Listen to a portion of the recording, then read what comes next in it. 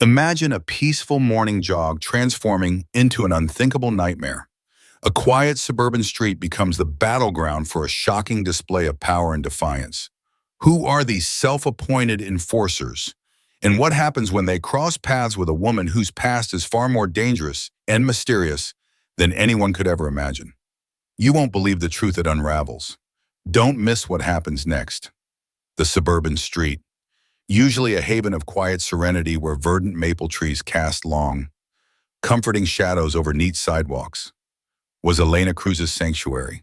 Every morning, before the sun dared to fully breach the horizon, she laced up her running shoes, inhaling the crisp air, feeling the familiar rhythm of the neighborhood pulse beneath her feet. This was her meticulously constructed facade, a flawless illusion for a Delta Force veteran still deep within a federal security program, a truth hidden even from her closest neighbors.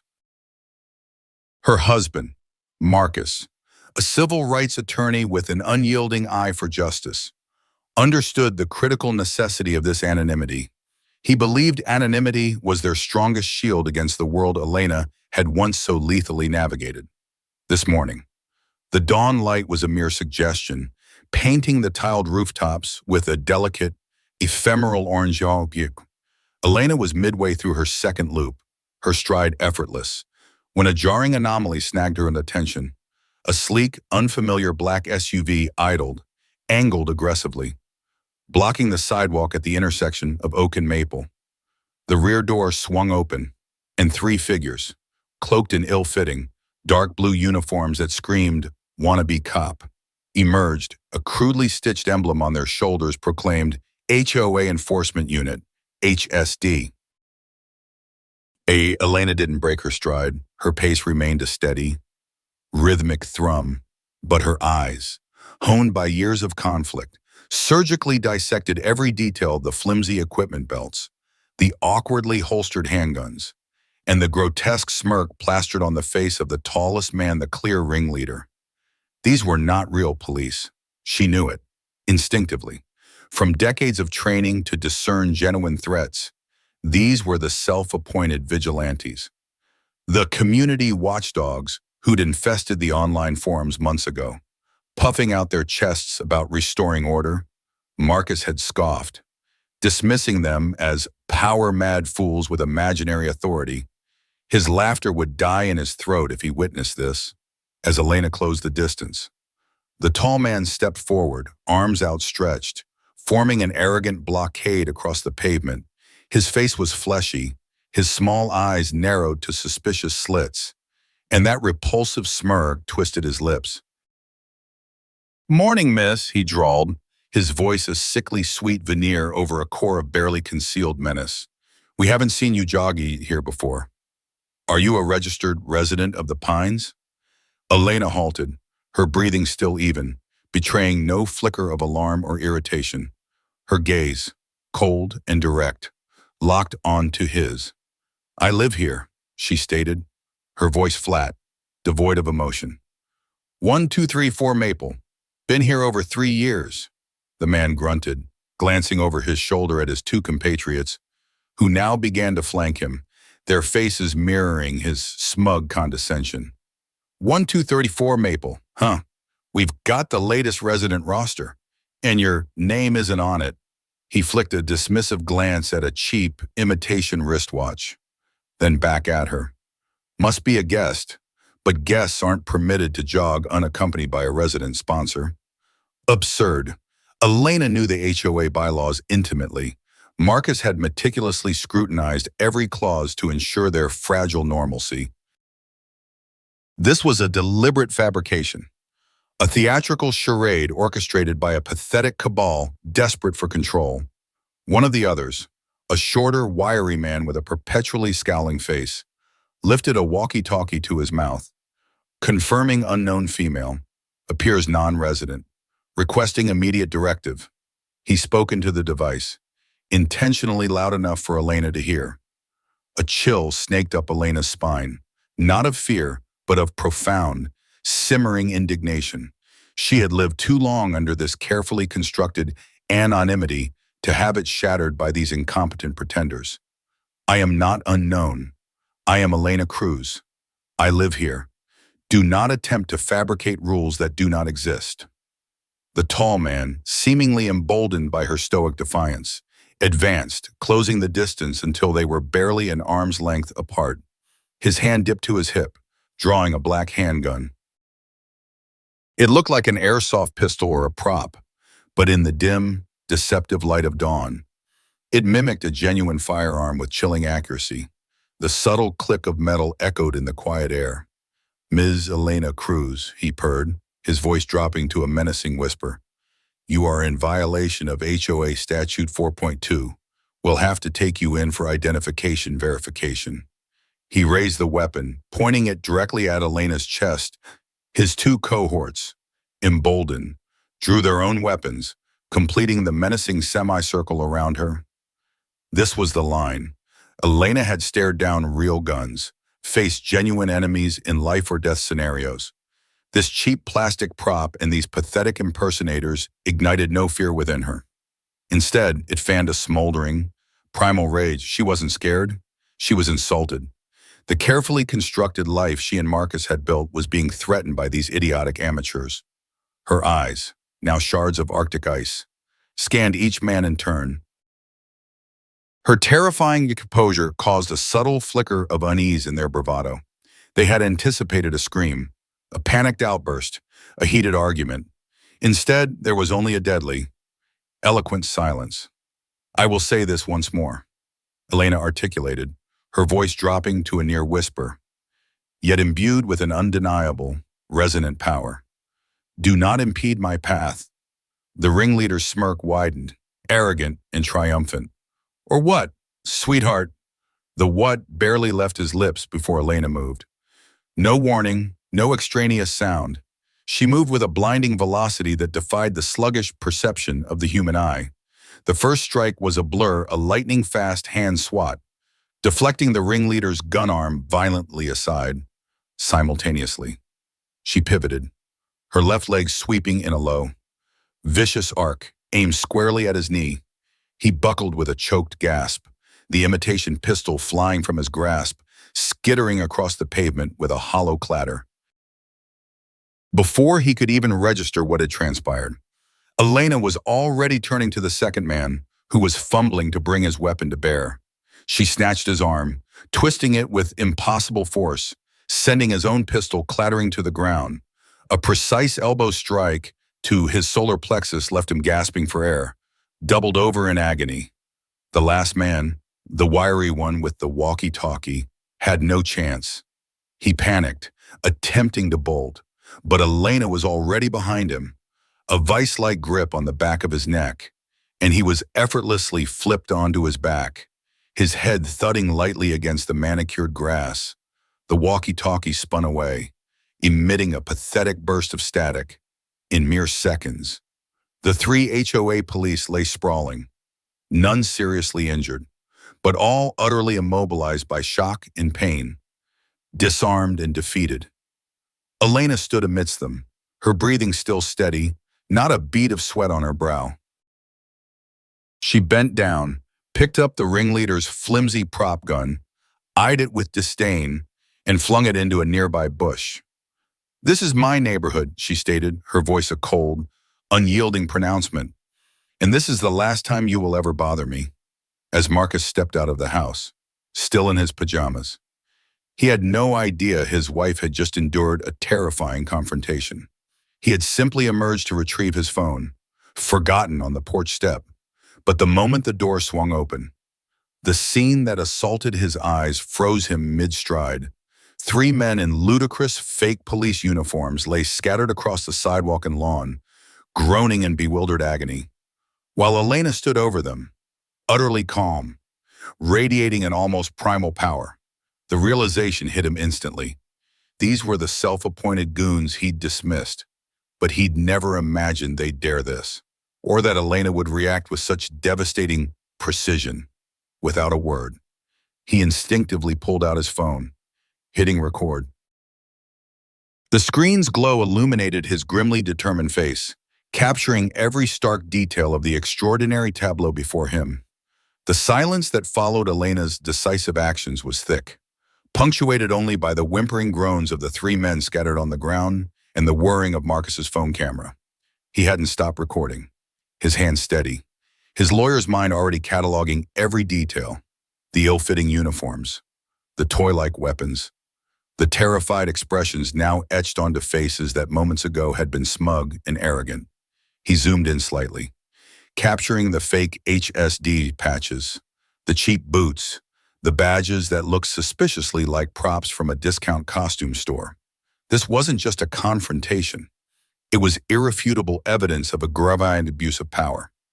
Elena surveyed her handiwork, her expression unreadable. She didn't gloat, didn't linger. Her gaze, however, lingered on the ringleader, now struggling to sit up, cradling his knee. "Get off my property," she said, her voice a low growl that held more menace than any shout. "And if I ever see any of you harassing anyone in this neighborhood again, I promise you, this will seem like a gentle warning." The threat was clear, delivered with a chilling conviction that even in their dazed state, the men understood. They scrambled, awkwardly pushing themselves up, one limping, another clutching his side. Their bravado had evaporated, replaced by a desperate need to escape. They stumbled towards their black SUV, piling in like startled mice, the tires squealing as the vehicle sped away, leaving behind only scattered gravel and a lingering scent of fear. Marcus lowered his phone, his eyes meeting Elena's. There was a spark of awe in his gaze, but also a deep concern. "Lena," he began, his voice a mixture of pride and apprehension. "That was incredible. But what now?" Elena sighed, the tension in her shoulders easing only slightly. "Now we deal with the fallout. They won't let this go." Her words were not a question, but a grim statement of fact. Her life in the shadows had taught her that bullies, when humiliated, always sought retribution. As they walked back toward their house, Marcus still recording the deserted street, doors began to crack open in neighboring homes. Peeking eyes, previously hidden, now emerged, drawn by the commotion. Whispers rippled through the quiet morning. Mrs. Henderson, a sweet elderly lady from next door, cautiously stepped onto her porch, her face a mask of worry. "Elena, Marcus, what on earth happened?" I heard. Yelling. "Just a little misunderstanding." "Mrs. Henderson," Marcus said, forcing a reassuring smile. "Everything's under control." But it wasn't. Marcus knew it, and Elena knew it. The misunderstanding had just exposed them to a level of scrutiny they had desperately tried to avoid. Back inside, their usually serene kitchen felt charged with an electric tension. Marcus immediately began uploading the video to his secure cloud storage. "This is gold. Lena, absolute gold. These thugs, pretending to be law enforcement, pulling a gun on a resident. This is a civil rights violation, a false imprisonment attempt, and God knows what else. We can take them down." His legal mind was already racing, seeing the precedents, the arguments, the potential for a landmark case. Elena, however, was more concerned with the immediate threat. They're part of a larger organization. Marcus, the HOA president, Karen Bolton. She's the one pulling the strings. They likely operate with her blessing. Marcus paused, his fingers hovering over the keyboard. "Karen Bolton, the woman who threatened Mrs. Henderson over her rose bushes last month. I heard she's been pushing for stricter community standards for ages. But this is beyond standard enforcement. This is vigilantism." "Exactly," Elena confirmed, her voice grim. "And now they know I'm not who they thought I was. They expected a meek civilian, someone they could intimidate. They got something else." The rest of the morning passed in a whirlwind of calls from Marcus. He contacted his law firm, his voice a low, urgent murmur as he described the incident, emphasizing the fake uniforms and the brandished weapon. He talked about impersonation of a police officer and aggravated assault. Meanwhile, Elena meticulously checked their home's security system, ensuring all cameras were active, reviewing their perimeter for any potential weaknesses. Old habits, honed in far more dangerous environment, kicked in. The peaceful suburban life had become a tactical operation. By mid-afternoon, the phone rang. It was Officer Reyna, a detective from the local police department. Marcus had filed a formal report, and the video had clearly expedited their response. Officer Reyna's voice was calm, professional, but beneath it, Elena could detect a note of controlled anger. Mr. Cruz, we've reviewed the footage. This is deeply disturbing. We're opening a full investigation. We'll need a formal statement from your wife, and we'll need to speak with Miss Karen Bolton. Of course, officer, Marcus replied, his legal voice smooth and confident. Elena is available anytime. And as for Miss Bolton, we believe she's at the heart of this self-appointed enforcement unit. We have reason to believe she specifically ordered the pursuit of the strange jogging woman, which, as you know, was my wife exercising in her own neighborhood. A subtle shift in Officer Reyna's tone indicated she was taking notes. Understood. We'll be in touch. The call ended, and a fragile sense of hope bloomed. The legitimate authorities were involved, but Elena knew that the fight was far from over. Karen Bolton was not someone to back down easily. Indeed, even as Officer Reyna began her initial inquiries, a storm was brewing. News of the incident, fueled by distorted accounts from the humiliated HOA enforcers, began to spread through the community. Karen Bolton, a woman whose iron grip on the HOA board was legendary, was livid. She convened an emergency meeting, not of the full board, but of her inner circle, a tight-knit group of residents who blindly supported her every decision, often benefiting from her favoritism. This Elena Cruz is a menace, Karen shrieked, her face a blotchy red. She was a woman in her late 50s, with a perfectly coiffed blonde bob and eyes that could bore holes through steel. She assaulted our brave HS officers. She resisted lawful questioning. She's clearly an outsider, a troublemaker sent to destabilize our community. She presented her own version of events. Elena, a violent stranger, had attacked innocent volunteers who were merely trying to keep the neighborhood safe. She conveniently omitted any mention of the fake uniforms or the brandished weapons. We must stand firm, Karen declared, pounding her fist on the polished mahogany table in her opulent living room. We will issue a restraining order. We will fine them. We will make their lives here a living hell until they leave.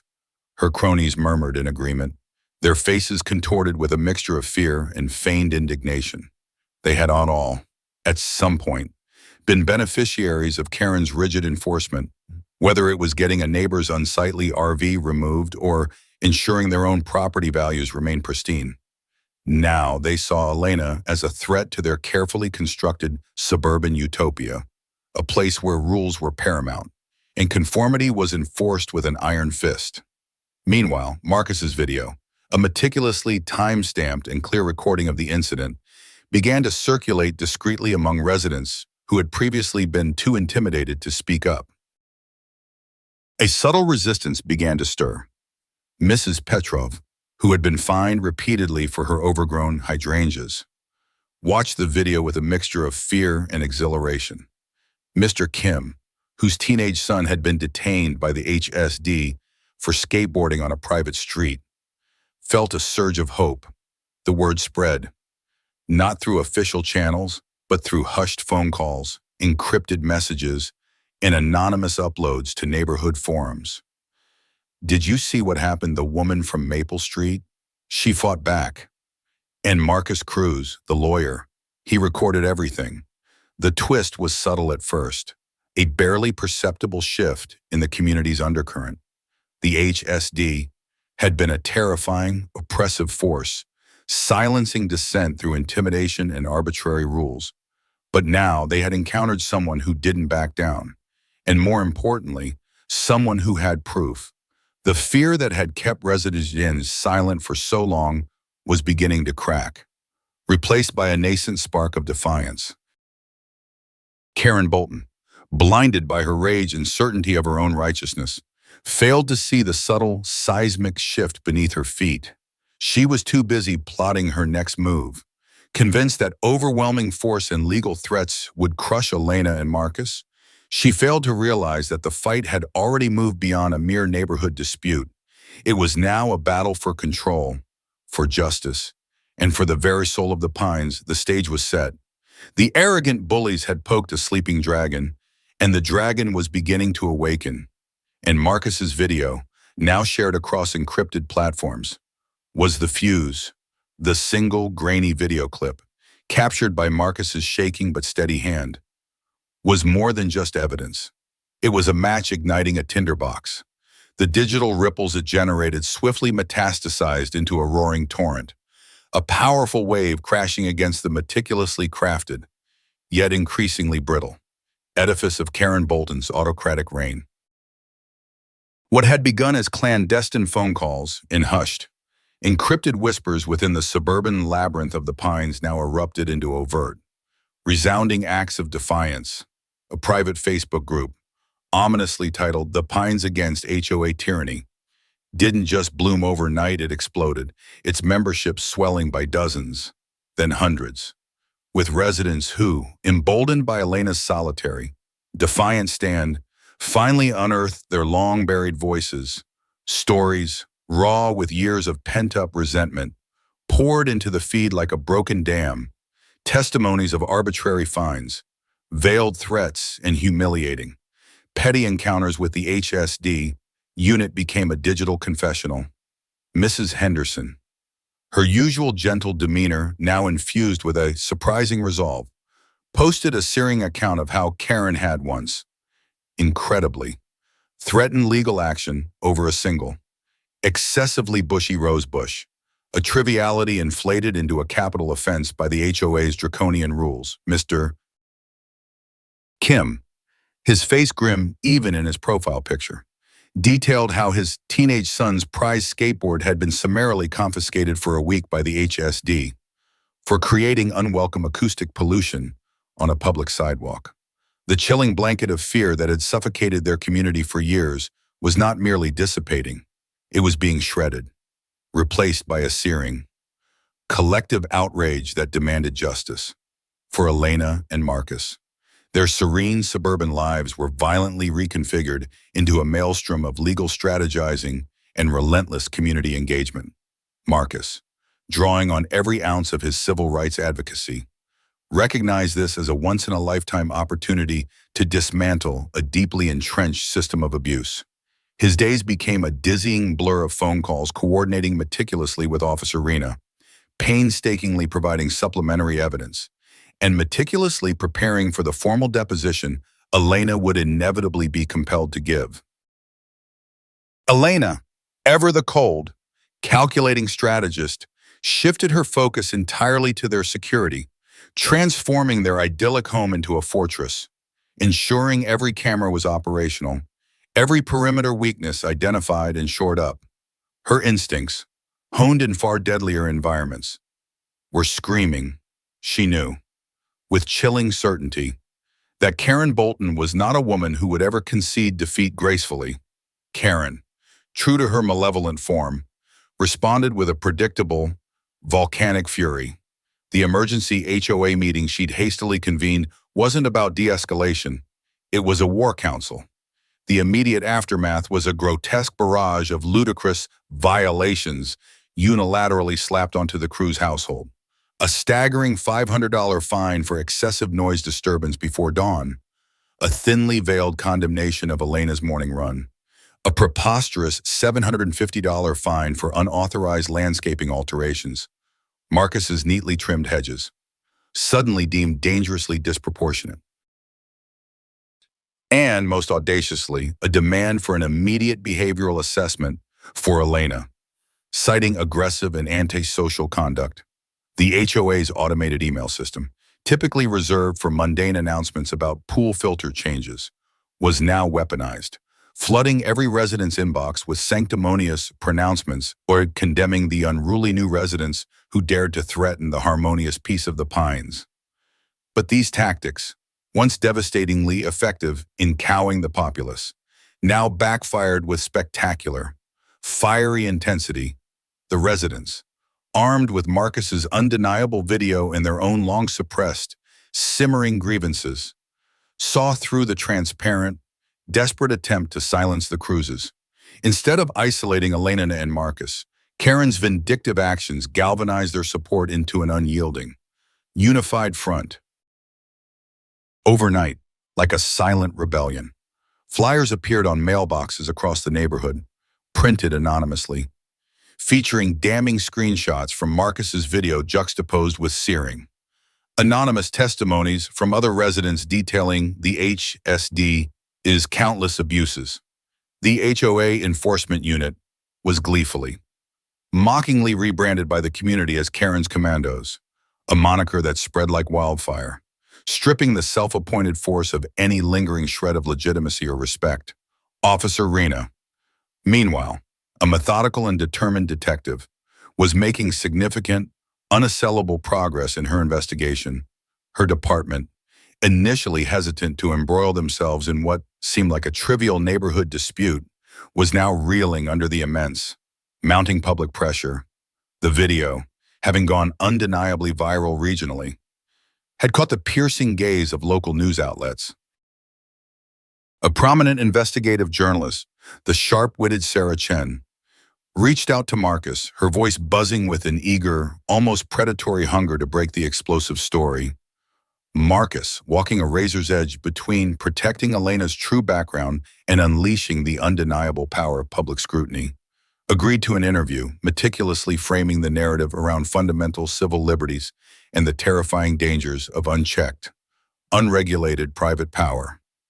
"Mr. Cruz, let me be crystal clear," Officer Rena stated emphatically during a tense, late-night phone call with Marcus, her voice laced with a steely resolve that belied her calm demeanor. "These individuals aren't legitimate officers. They are impersonating law enforcement, which in this state is a serious felony offense. And the claims of false imprisonment and aggravated assault are not just claims. They are clearly substantiated by your footage. We are looking at multiple, serious charges here. We've already brought in the district attorney's office. They are extremely interested." The first seismic shift in the balance of power came with a decisive, unyielding force. Officer Rena, armed with a court-ordered warrant, executed a swift, no-nonsense raid on the home of the hapless HSD ringleader, Bartholomew Barty Jenkins. Barty, the very same portly, middle-aged accountant who had so arrogantly pointed the fake gun at Elena, had his delusional bubble of grandeur violently burst. The raid uncovered a shocking cache, not just the cheap uniforms and more prop guns, but a disturbing collection of meticulously organized intelligence files on residents, a chilling ledger of logged infractions that ranged from untidy garbage bins to children playing too loudly. The discovery sent genuine, visceral shockwaves through the community, a dawning realization that the HSD wasn't just a petty nuisance, it was a deeply invasive, potentially dangerous, and certainly voyeuristic organization.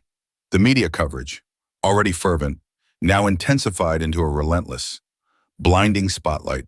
Sarah Chen's segment on the nightly news was a masterpiece of investigative journalism, featuring blurry but compelling footage of a visibly disheveled Barty Jenkins being led away in handcuffs, starkly juxtaposed with Marcus's crystal-clear video of Elena's decisive confrontation. The narrative was stark, unforgettable ordinary citizens, systematically abused by a rogue HOA unit, rising up and fighting back. The community rallied around Elena and Marcus with a fierce, protective loyalty. Anonymous donations, significant in their volume, poured into a legal defense fund swiftly established by Marcus's firm. Neighbors, once paralyzed by fear, now openly approached them, their faces alight with newfound courage, offering unwavering support, sharing their own harrowing stories, and even bringing comforting baked goods to their doorstep. Small, symbolic acts of solidarity. Karen Bolton, witnessing the inexorable escalation of public outcry and the legal noose tightening suffocatingly around her self-made empire, became increasingly desperate, her actions growing more erratic and irrational. She doubled down on her authoritarianism, attempting to impose a draconian gag order on all HOA members, threatening massive, ruinous fines for anyone who dared to speak to the media or publicly criticize the board. This move, transparently unconstitutional and legally indefensible, was met not with compliance, but with widespread derision and outright mockery. A venerable resident, Rodriguez, a sharp-witted retired judge, publicly denounced Karen's actions, calling them a grotesque parody of governance and threatening his own devastating lawsuit, lending his considerable legal weight to the growing rebellion. The hidden, ugly truth for many residents was not just about the HSD's abuses, but about Karen Bolton herself. It became sickeningly clear that she hadn't merely approved the HSD, she had actively, meticulously cultivated it, using its crude intimidation tactics as a blunt instrument to consolidate her own power, crush any opposition, and enforce her twisted vision of suburban perfection. Her cronies, who had blindly followed her, now began to squirm, their loyalty fracturing under the immense pressure. And then came the final devastating blow when a terrified Barty Jenkins, facing the cold, hard reality of serious felony charges, began to cooperate fully with the police, naming Karen as the undisputed architect of the HSD and the direct issuer of the chilling "take her in" order regarding Elena.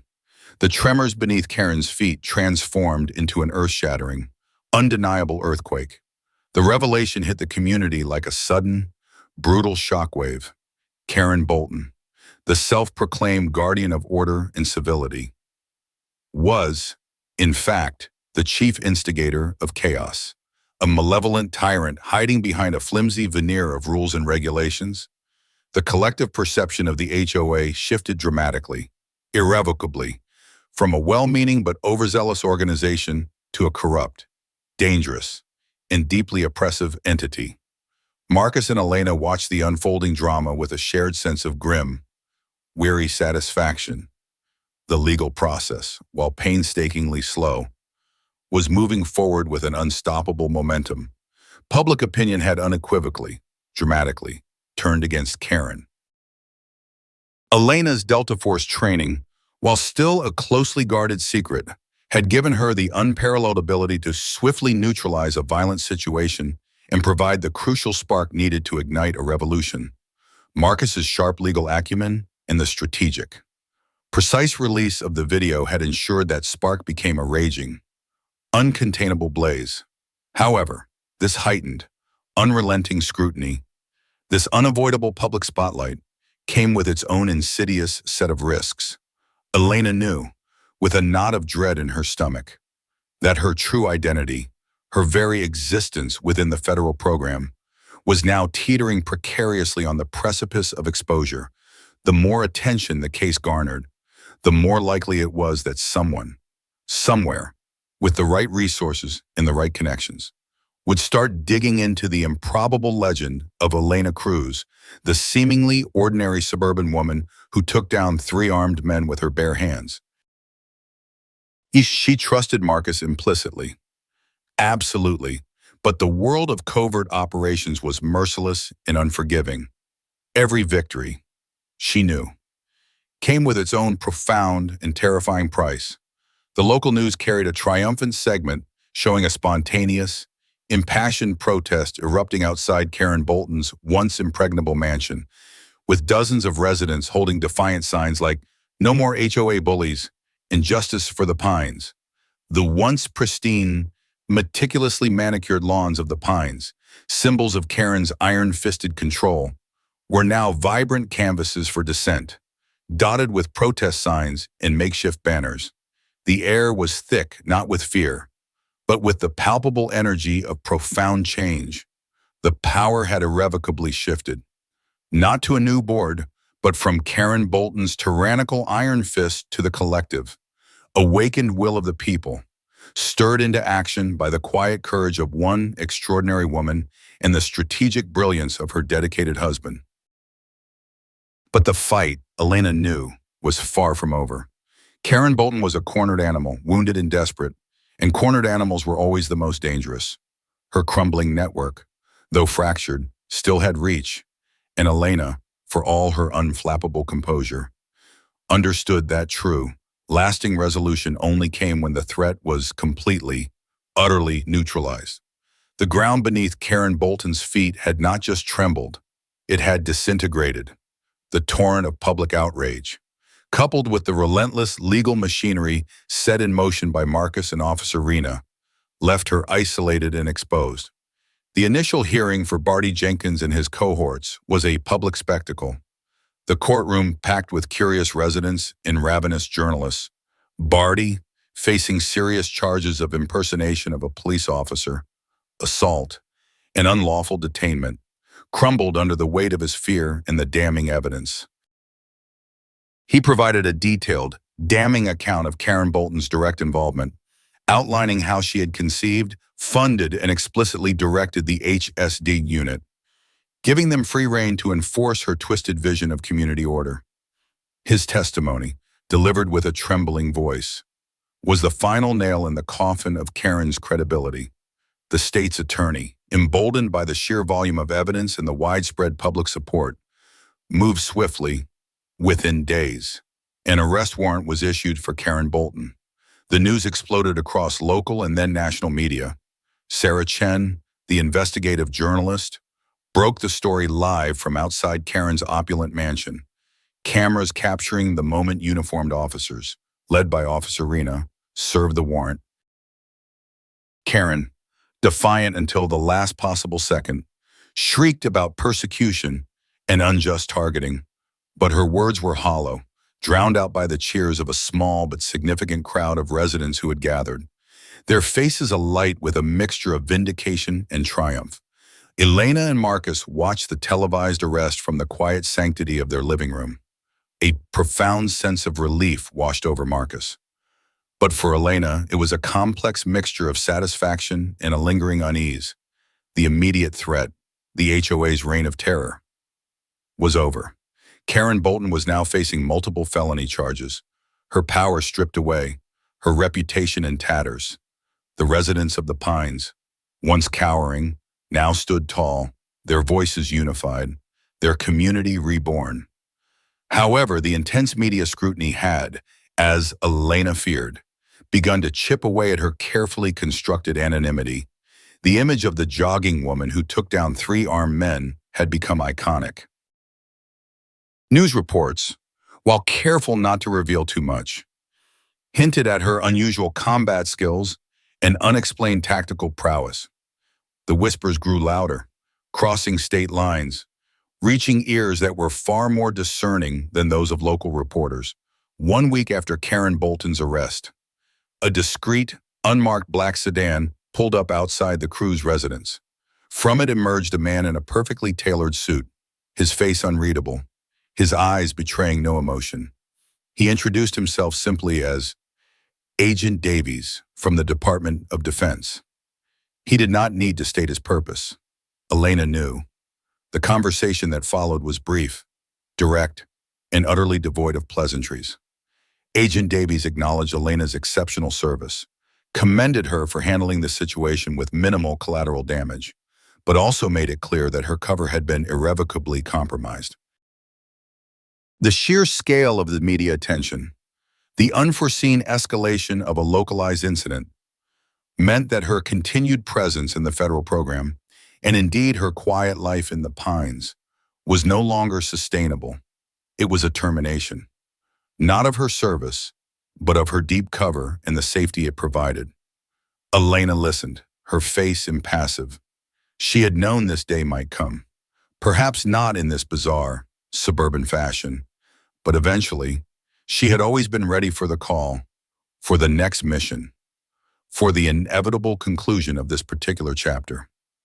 Marcus, sitting beside her, his hand instinctively reaching for hers, watched her with a mixture of sadness and admiration. He knew what this meant, the shattering of the delicate peace they had built. "What are our options?" Marcus asked, his lawyer's instinct kicking in, trying to find a loophole, a way out. Agent Davies offered a grim smile. "We can facilitate a full relocation, new identities, deeper cover, or Miss Cruz. You can choose to transition out of the program entirely with a secure pension. But knowing your past will likely be exposed to a wider audience, albeit a less dangerous one than you're used to. Elena looked at Marcus, then back at Agent Davies. I choose to transition out, she stated, her voice clear and firm. No more running, no more hiding. This ends now. Marcus's eyes widened slightly, a silent testament to his surprise and overwhelming pride. This was a monumental decision, a true liberation. The news of Karen Bolton's downfall swept through the Pines like a cleansing wind. The HOA, stripped of its autocratic leadership, was immediately restructured. A new HOA temporary board was formed, comprised of long-suffering residents like Mrs. Henderson and Mr. Kim, who vowed to operate with transparency and true community input. The infamous HSD's enforcement unit was officially disbanded, its mock uniforms and props confiscated as evidence. A new set of bylaws was drafted, focusing on community well-being rather than rigid control, ensuring that no single individual or group could ever again wield such unchecked power. The neighborhood, once stifled by fear, began to breathe again, its residents reconnecting, rebuilding trust, and reclaiming their sense of belonging. The climactic moment for the Pines came with Karen Bolton's sentencing. The judge, swayed by the overwhelming evidence and the victim impact statements from numerous residents, handed down a significant prison sentence, sending a clear message about the dangers of unchecked power and vigilantism. It was a powerful, satisfying conclusion to the ordeal. As for Elena and Marcus, their lives did not return to the quiet anonymity they once cherished. The story of the jogging vigilante, a playful moniker given by the media, continued to echo in the local news. But for the first time in years, Elena could walk her neighborhood without the constant, gnawing fear of exposure. Her identity as a former Delta Force operative was no longer a state secret, but a quiet, respected truth shared only with those she chose. She began volunteering at a local self-defense academy, sharing her skills in a way that empowered others, embracing a new form of service. Marcus, meanwhile, became a local hero. The case of the Pines versus HOA tyranny became a legal landmark, widely studied and cited. He dedicated more of his practice to civil liberties, championing the rights of ordinary citizens against overreaching authority. No matter how small or local, he knew that the video he had instinctively recorded had not just saved his wife from a petty confrontation, it had sparked a revolution in their community and, ultimately, liberated his wife from a life of shadows. The final scene in the Pines was one of renewal. The maple trees still lined the streets, but the air was lighter. The smiles on the faces of residents genuine. Children laughed freely on the sidewalks, and neighbors greeted each other with warmth. No longer looking over their shoulders, Elena, now publicly known as a remarkable, brave woman, would occasionally join them for block parties. Her presence a quiet reminder of the courage that had changed their community forever. Her life, though altered, was finally truly her own, lived in the light, no longer confined to the shadows. The price of exposure was high, but the reward, genuine freedom, was immeasurable. The villain had fallen, the hero had risen, and the community had been irrevocably transformed for the better. The story was over, but its legacy would echo for years to come. Elena Cruz's story reminds us that true strength often lies hidden, ready to rise against injustice.